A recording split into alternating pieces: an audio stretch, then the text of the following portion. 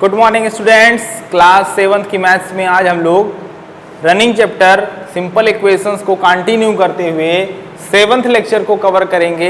6 videos मैंने बना दिया है और आपने उसको देखा भी होगा, समझा भी होगा। इसके जस्ट प्रीवियस वीडियो में हम लोग सिंपल इक्वेशंस यानी हमारी जो एक्सरसाइज हम सॉल्व कर रहे थे या कवर कर रहे थे उसमें पहला क्वेश्चन केवल देखा था। आज उससे रिलेटेड कुछ और भी क्वेश्चंस पर चर्चा करूंगा ताकि किसी इक्वेशन को सॉल्व करने में क्या क्या बातों का ध्यान देना होता है एकदम अच्छे से क्लियर हो जाए। तो आइए जल्दी से शुरू करते हैं। क्वेश्चन नंबर फर्स्ट का पहला पार्ट मैंने आपको प्रीवियस वीडियो में अच्छे से समझाया था और उसी से रिलेटेड 2-4 क्वेश्चन 5 क्वेश्चन और देखते हैं ताकि हमारे जो कंफ्यूजन है वो क्लियर हो जाए। क्वेश्चन क्या है? Solve the following equations. आपको समझ में आता है कि जब हमसे कहा जाता है कि सॉल्व करो, इसका मतलब मैंने पिछले वीडियो में बताया था कि we have to find out the value of variable of equation. Equation में जो वेरिएबल की वैल्यू हमें नजर आती है और वो कोई ना कोई एक लेटर होता है ए से लेके जेड तक के बीच में, उसकी वैल्यू हमें फाइंड करनी होती है। इसी को कहते हैं इक्वेशन को सॉल्व करना। और किसी इक्वेशन को सॉल्व करने के लिए किन किन बातों का ध्यान देना होता है और क्या करना होता है मैंने आपको समझाया था। एक बात हमेशा ध्यान रखना, टर्म वर्ड अगर क्लियर है तो ये बात समझो। और एक चीज है कि जब हम इक्वेशन को सॉल्व करते हैं तो हमें ट्रांसपोजिंग करनी होती है। ट्रांसपोज का मतलब होता है एक साइड से दूसरे साइड में भेजना, ठीक है ना, या चेंज करना। तो टर्म को जब हम ट्रांसपोज करते हैं तो हमें क्या करना होता है? हमें साइन को चेंज करना होता है। इस बात को ध्यान देना। मतलब अगर टर्म हमारा पॉजिटिव है तो वो निगेटिव हो जाएगा, और अगर वो निगेटिव है जब आप उसको अगले साइड में भेज रहे हो तो, और अगर वो निगेटिव है तो क्या हो जाएगा? पॉजिटिव हो जाएगा। अगर आप टर्म को ट्रांसपोज करते हो तो उसका ये रूल है कि सिर्फ और सिर्फ उसकी साइन चेंज हो जाएगा। अभी एग्जाम्पल के जरिए आपको समझ में आएगा। जैसे यहाँ समझ लीजिए जल्दी से कि 4x + 2 = 10। तो पहले तो ये समझना होगा कि यहाँ पर टर्म कौन है। 4x it is first term और प्लस लग गया। और एक बात है, टर्म का सेपरेशन केवल 2 साइन करते हैं, प्लस और माइनस। अगर 2 और x के मिड में कोई साइन नहीं लगा है तो ये 2 टर्म नहीं है। लेकिन 2 और x के बीच में माइनस आ गया तो भी टर्म हमारे सेपरेट हो गए, मतलब 2 टर्म बन गए। या 2 और x के बीच में प्लस आ गया तो भी 2 टर्म हो गए। यानी प्लस और माइनस के बीच में लगने से, 2 क्वांटिटीज की मिड में प्लस और माइनस के लग जाने से वो हमारे टर्म कहे जाते हैं, वो सेपरेट हो जाते हैं। Here 2 is first term and x is second term in both cases, but here it is single term. 2 and x का मल्टीप्लाई अगर है तो ये हमारे अलग अलग टर्म नहीं कहे जाएंगे। ये छोटी सी बात समझनी होगी। जैसे यहाँ 4 और x के मिड में मल्टीप्लाई है, अगर कोई साइन ना नजर आए तो वो मल्टीप्लाई ही होता है। तो ऑल ओवर ये 4x हमारा फर्स्ट टर्म हो जाएगा। चूंकि यहाँ प्लस लग गया है तो ये क्या हो जाएगा? सेकंड टर्म हो जाएगा। अब अगर हम टर्म जो कि 2 है, सेकंड टर्म है, टर्म को अगर हम ट्रांसपोज कर रहे हैं तो उसका साइन चेंज हो जाएगा। अगर ये +2 है तो राइट हैंड साइड में जा रहा है तो -2 हो जाएगा। तो जरा देखिए, पहले आप जो लिखा होता है उसको वैसे ही लिख देते हो, और यहाँ पर अगर +2 को उधर भेजा तो क्या हो जाएगा? -2, और लेफ्ट में आपका 4x एज इट इज बच गया। तो सिंपल वे में हम इस इक्वेशन को सॉल्व कर ले रहे हैं। 4x = क्या हो गया? 8 हो गया। अब बारी आई 4 को ट्रांसपोज करने की। हम ट्रांसपोज कर क्यों रहे हैं? क्योंकि हमसे कहा गया है सॉल्व करना है। सॉल्व करने का मतलब वैल्यू फाइंड करनी है x की, तो x को अकेला छोड़ना होगा, अकेला करना होगा, तभी तो पता चलेगा कि हाँ इसकी वैल्यू कितनी है। तो वैल्यू फाइंड करने के लिए पहले अगल बगल के टर्म्स को हम हटाते हैं। हटाने का मतलब ट्रांसपोज करते हैं, और फिर जो बगल में मल्टीप्लिकेटिव नंबर होता है, क्योंकि मल्टीप्लाई का रिलेशन है तो हम मल्टीप्लिकेटिव नंबर जिसको कोफिशिएंट कहते हैं उसको हम ट्रांसपोज करेंगे। और रिश्ता देखकर ही ट्रांसपोज होता है। 4 का x से क्या रिश्ता है? मल्टीप्लाई है, तो ये उधर जाएगा तो अपोजिट हो जाएगा साइन में। इधर x बचा, उधर 8 ऑलरेडी है। अब 4 की सिचुएशन यहाँ मल्टीप्लाई थी तो वहाँ क्या हो जाएगी? डिवाइड की हो जाएगी। समझ में आ रहा होगा। तो अब x की वैल्यू कितनी हो गई? 2, and it is your answer of question. और ये हमारे इस छोटे से इक्वेशन का क्या है? आंसर है, मींस सोल्यूशन है। 2 is solution of this equation and 2 is the value of variable which is x। ये 2 वैल्यू है किसकी? वेरिएबल की, और ये सोल्यूशन है किसका? हमारे इक्वेशन का। अगर आपको लगता है या आपको कंफ्यूजन है कि पता नहीं मैंने सही किया है या गलत किया है, तो आप इसको वेरीफाई भी कर सकते हो। इसका वेरिफिकेशन आप खुद ही कर सकते हैं। वेरिफिकेशन का मतलब तसल्ली के लिए सही है या गलत है। तो कैसे करोगे, ये वेरिएबल की जो वैल्यू आई है वो आप पुट करो और यहाँ पर लेफ्ट हैंड साइड और राइट हैंड साइड की वैल्यू इक्वल होनी चाहिए, तब पता चल जाएगा कि ये सही है या गलत है। तो आइए जल्दी से देख लेते हैं लेफ्ट हैंड साइड कितना आने वाला है। 4x की वैल्यू 2 पुट कर रहे हो, 4 का x से मल्टीप्लाई का रिलेशन था तो 4 × 2 एंड प्लस 2, तो 4 2 जा 8 और 8 में जब 2 को ऐड करेंगे तो क्या आएगा 10 आएगा। और राइट हैंड साइड को ध्यान से देखो तो वो ऑलरेडी क्या है 10 है, तो लेफ्ट हैंड साइड की वैल्यू भी 10 एंड राइट हैंड साइड की वैल्यू भी 10 मींस इक्वल। इसका मतलब आपका आंसर एकदम सही है, एकदम क्लियर है, राइट है, कोई डाउट यहां पर नहीं है। तो अगर चेक करना हो तो इस तरीके से हम बहुत आसानी से चेक कर सकते हैं कि हमने सही किया या गलत किया। आप वैल्यू को अपने इक्वेशन में पुट करिए, लेफ्ट हैंड साइड और राइट हैंड साइड को ऑब्जर्व करिए, दोनों अगर इक्वल है मींस आपका आंसर सही है, आपकी वेरिएबल की वैल्यू सही है। और अगर डिफरेंट वैल्यू आती है मींस आपने कहीं ना कहीं फॉल्ट कर दी है। तो आइए कुछ और क्वेश्चंस को जल्दी जल्दी देखते हैं। ये आपको समझ में आ गया होगा कि दो ही बातें हैं, टर्म को ट्रांसपोज करना या कोफिशिएंट को ट्रांसपोज करना, ठीक है ना। तो कुछ क्वेश्चंस और ले लेते हैं अलग से, जैसे क्वेश्चन नंबर फर्स्ट का जो है जी पार्ट ले लेते हैं। रिक्वायरमेंट के अकॉर्डिंग जी भी पूछा गया था। यहाँ पर इक्वेशन क्या है 7m plus 90/2 is equal to कितना है, इज इक्वल टू 30 है। फ्रैक्शन को देख करके बच्चे थोड़ा सा घबरा जाते हैं, लेकिन घबराना नहीं चाहिए। देखिए यहां पर अब सिंप्लीफिकेशन की बात आती है, जैसे ये अपॉन 2। सबसे पहली बात तो अगर फ्रैक्शन वाला नंबर हो, सीधी सी बात है, वेरिएबल को फाइंड करना है तो वेरिएबल को अलाउन करना होगा। ये क्या है, ये है फर्स्ट टर्म, ये क्या है सेकेंड टर्म ना। तो हम सेकेंड टर्म को पहले यहां से रिमूव करेंगे, ट्रांसपोज करेंगे। क्यों? क्योंकि यही रूल है कि वेरिएबल को अगर फाइंड करना है तो वो फर्स्ट टर्म है, तो पहले फर्स्ट टर्म अकेला बचेगा और फिर उसके बगल से जो 7 दिख रहा है वो रिमूव होगा। स्टेप बाय स्टेप काम होगा। तो सेकेंड टर्म जब रिमूव होगा, टर्म को ट्रांसपोज करने का रूल क्या है कि जब किसी टर्म को हम ट्रांसपोज करते हैं तो उसका साइन चेंज हो जाता है, क्वांटिटी उतनी ही रहती है। 19/2 है तो उधर जाएगा 19/2 ही होगा, बट प्लस में है तो वहां जाकर के माइनस में हो जाएगा। तो नेक्स्ट स्टेप हमारा क्या हो गया 7m इज इक्वल टू, पहले जो वहां पर है राइट हैंड साइड में पहले से उसको लिख दो। तो यहां पर 7m बचा लेफ्ट हैंड साइड में, ये इधर आ रहा है तो ये देखिए माइनस हो गया 19/2।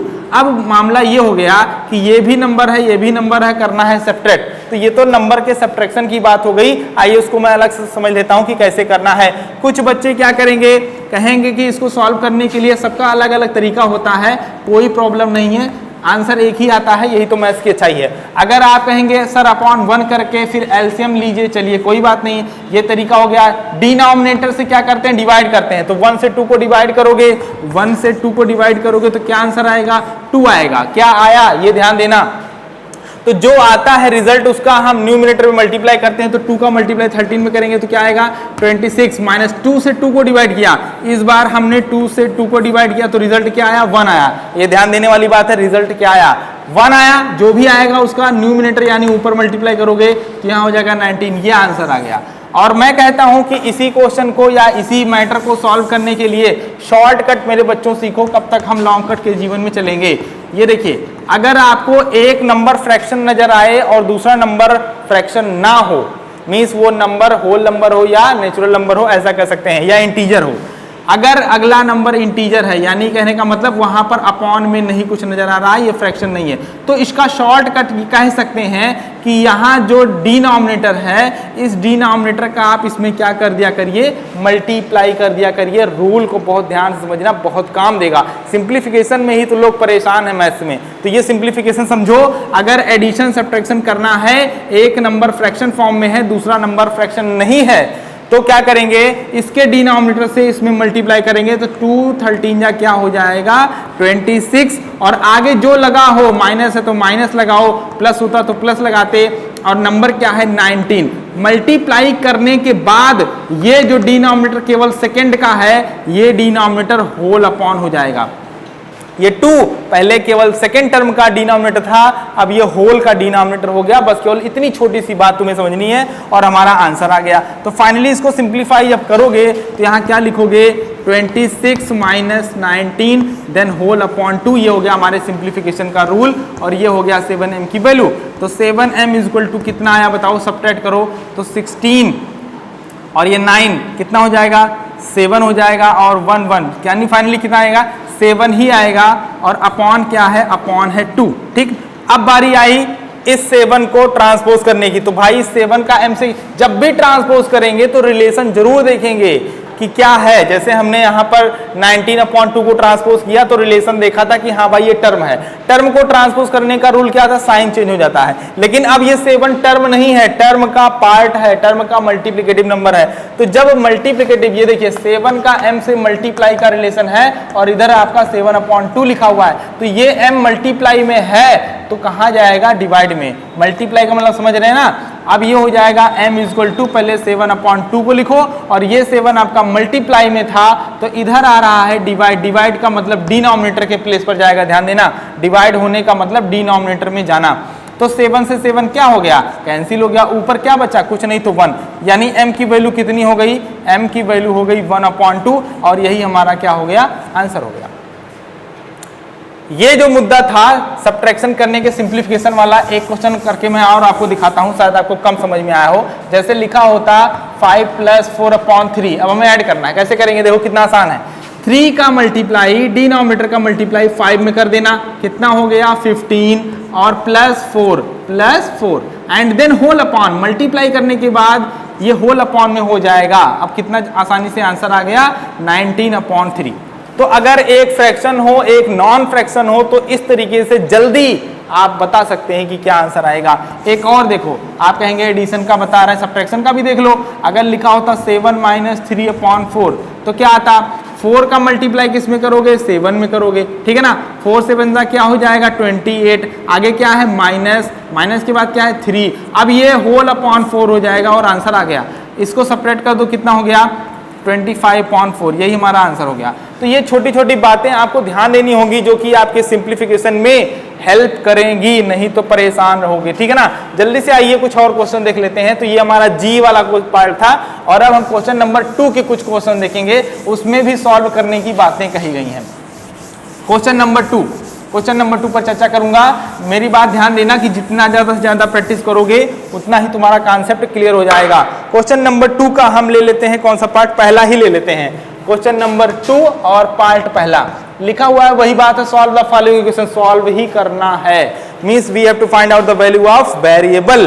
तो 2 टाइम्स x + 4, ये देखो 2 मल्टीप्लाई लगा नहीं है बट मैंने लगा दिया है क्योंकि मल्टीप्लाई का ही रिलेशन समझा जाएगा और ये एक सिंपल इक्वेशन हो गया। पहली बात तो ये समझो, इसको सॉल्व करने का 2 तरीका है।